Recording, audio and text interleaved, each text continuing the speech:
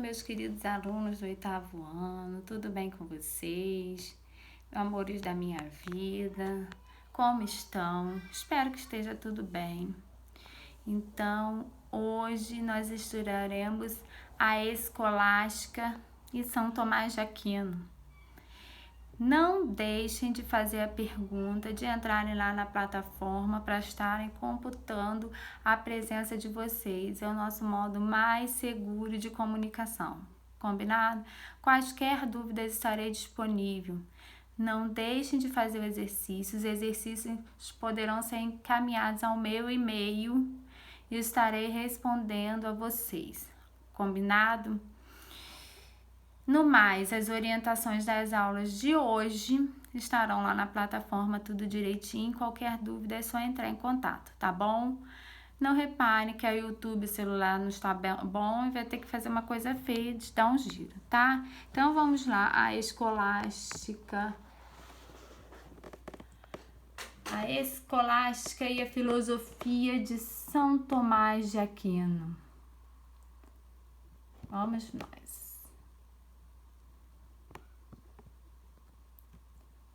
A Escolástica foi o período do século VIII ao século XIV. Ela tinha uma estruturação, e hegemonia da Igreja Católica. Então, a Escolástica foi toda estruturada, toda organizada dentro da Igreja Católica. Ela ligava a monarquia e a organização de cruzada da Terra Santa. Então, era um pouco parte da monarquia, dos reis, com a parte religiosa. Ela caracterizou-se pela organização e fundação das escolas financiadas pelo rei Carlos Magno, que foi coroado, inclusive, pelo Papa Leão III. O reinado de Carlos Magno foi marcado pela relação com a Igreja, garantindo poder político e econômico, surgindo assim o termo escolástica.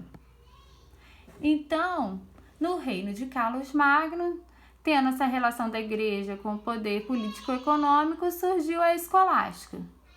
A Escolástica deriva de escolas que buscam a formação integral do indivíduo através do aspecto humanístico e religioso.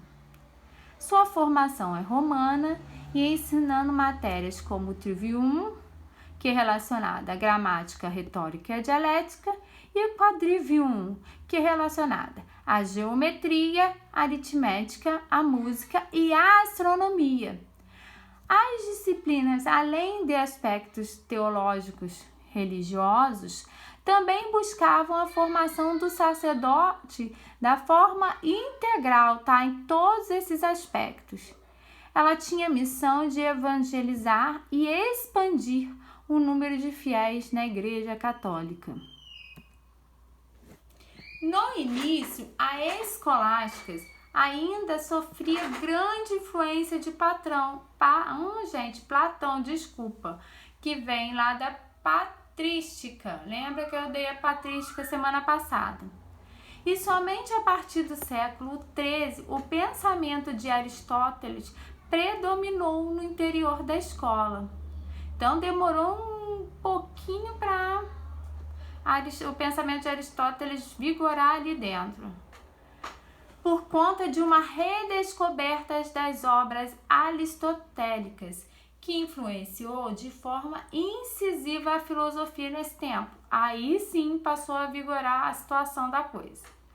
Foi um período muito importante, porque além de deixar como legado grandes centros de formação e produção intelectual, também ampliou a filosofia de Aristóteles, já iniciada lá pelos árabes. A partir das escolásticas e de sua importância para o contexto filosófico da Idade Média, que nos conduzirá a aspectos relevantes na filosofia de Tomás de Aquino. O pensamento tomista, que era um pensamento dentro da escolástica. Então, eu vou falar um pouquinho sobre Tomás de Aquino, que foi esse homem que revolucionou e que trouxe a ideia da escolástica aí para a Platona. Tomás de Aquino, ele nasceu em 1222 no feudo de Roccasecca, na Sicília. Seus estudos iniciais foram conduzidos pelos monges beneditos. Ele ingressou no seminário dos dominicanos em 1244. Ao lado de Agostinho, foi considerado um dos grandes doutores da igreja. Foi uma pessoa, um cara de muita importância para a igreja, gente. Então, olha lá. Agostinho, ele fundamentou sua leitura toda em Platão. Então, o pensamento de Agostinho era todo baseado na teoria de Platão, como nós vimos semana passada na Patrística. Já de Tomás, ele faz uma releitura do pensamento de Aristóteles. E o que ele fez com essa releitura? Ele fez uma conciliação entre a fé e a razão, lógico, enquadrando uma perspectiva cristã. Agostinho e Tomás tentavam a conciliação entre a fé e a razão. Isso ambos tinham em comum. Agostinho voltava-se para as questões espirituais, devido à referência platônica. Já Tomás de Aquino, ele tinha uma tendência mais racional e lógica. Lógico, tinha alguma coisa também lá da fé, mas o caso dele era bem mais racional e lógico, devido à referência dele ser o Aristóteles. O ponto do pensamento tomista, qual era esse ponto? O ponto era ligado à distinção entre os conceitos ente e ser, que é a essência. O ser de Deus é a essência de todos os entes. São seres humanos os objetos do mundo natural e os seres irracionais. Então, para Tomás de Aquino, sempre tinha essa distinção entre ente e ser, que era a essência. O ser estava ligado a Deus. Deus é a essência de todos os entes. Então, é a essência de todos os seres humanos que são objetos do mundo na qual vivemos e que somos seres irracionais e dos seres irracionais. Então, logo para Tomás, tudo existe devido a Deus. Se não fosse Deus, não teria nada. Então, todas as criaturas são qualificadas como ente, pois elas existem devido à criação do ser superior, que é Deus. A superioridade divina é superior à relação às suas criaturas. Então, Deus sempre vai ser superior às criaturas divinas. Então, vamos ver, vamos sintetizar um pouquinho sobre isso. Então, Deus é a essência, é um ser necessário. Já a criaturas e entes é um ser contingente, pode ser ou não ser. Deus, essência, é um ato puro. Já a criatura, entes, é o ato e potência. Ela está sujeita a transformações. Deus, essência, é o ser imutável e infinito. Já a criaturas, entes, é mutável e finito. Deus, essência, ele sempre existiu. A criatura, entes, existência que foi criada por Deus. Deus, essência, é o intelecto puro onisciente. Já as criaturas, entes, é o intelecto passivo e ativo. Carece de conhecer. Tá bem explicadinho aí, gente? Deu para entender bem? Então, vamos continuando. Existem dois tipos de intelecto que constituem o conhecimento. Então, para Tomás, a sua teoria era fundamentada em dois tipos de intelecto. Um era passivo e outro era ativo. O passivo dizia respeito à sensibilidade, ou seja, aos sentidos. Manda em primeiro momento os dados aprendidos na realidade e conduz pelo ativo.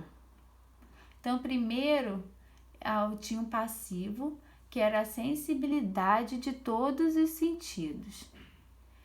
Ele manda, no primeiro momento, dados aprendidos lá para a realidade. E a realidade já encaminha lá para o ser ativo, que no segundo momento, ele opera com as informações organizadas já de forma sistemática, já com o intuito de produzir o conhecimento. Então, primeiro passa pelo passivo e até chegar no ativo, que é a produção do conhecimento. Certo, minha gente? Deu para entender? Nos aspectos ético e político, Tomás afirma que a felicidade do homem está sujeito a uma lei divina. Então, para o homem ser feliz, ele tem que estar obedecendo, de certa forma, as leis divinas.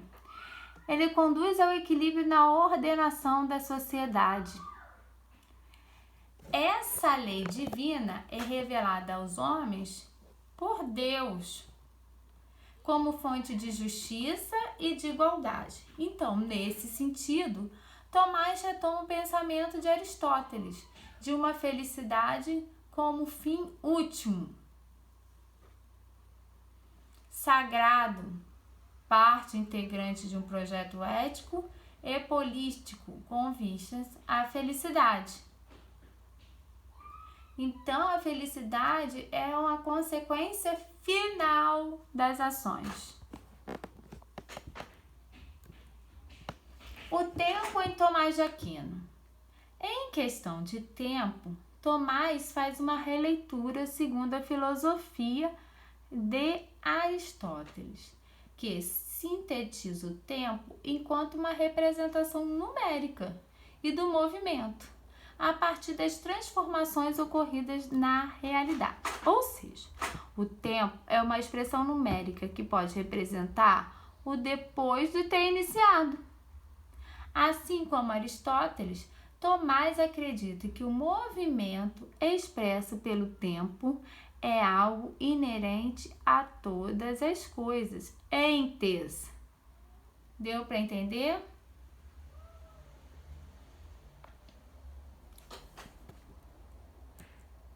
Se tudo está em constante movimento, então ocorre uma mudança permanente, sendo necessário um agente motor imóvel, primum mobile immotum.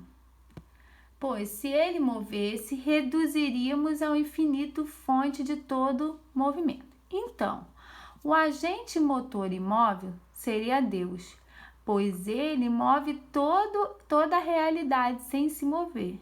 Entenderam, gente? Sintetizando, Deus é imutável e ele tem o poder de movimentar a realidade sem se mover.